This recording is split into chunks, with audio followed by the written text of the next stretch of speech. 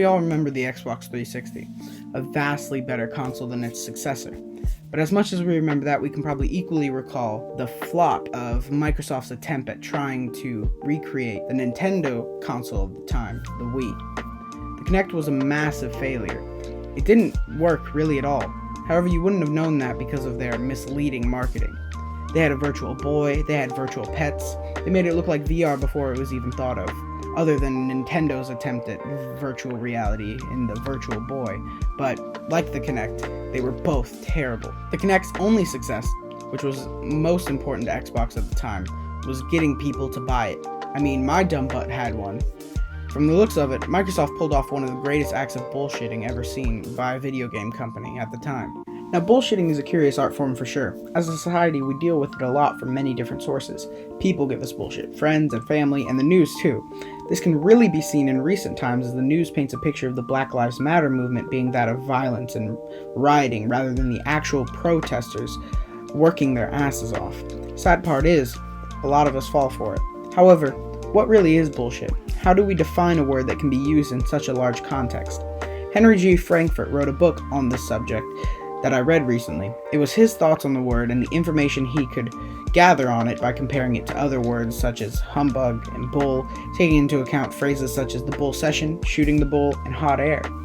His very articulate argument pertaining to the phrase would help anyone better distinguish certain aspects of social interaction, subjective humor, and the ironic culture that has been in production since the mid.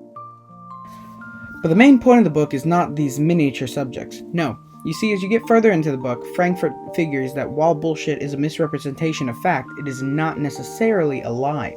In an excerpt from Dirty Story by Eric Ambler, a passage used in On Bullshit by Frankfurt, it says, "Although I was only 7 when my father was killed, I still remember him very well, and some of the things he used to say. One of the first things he taught me was, never tell a lie when you can bullshit your way through it." Frankfurt uses this as evidence for how bullshitting is easier and requires little work to do well.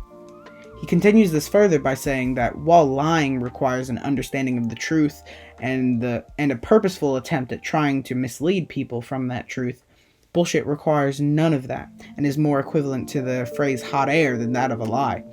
You see, if you separate the two words located in bullshit, you get bull, which defined by the Oxford English Dictionary means trivial, insecure, or untruthful talk or writing, nonsense, and shit, a word which here means excrement, leftover husk devoid of any nutrients.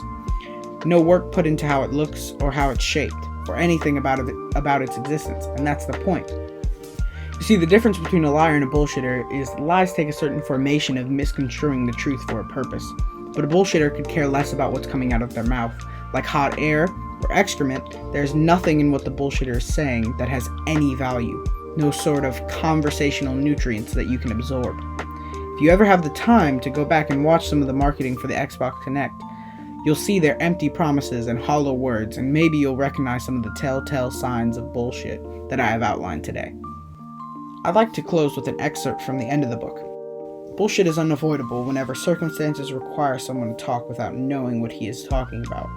Thus, the production of bullshit is stimulated whenever a person's obligations or opportunities to speak about some topic exceed his knowledge of the facts that are relevant to that topic.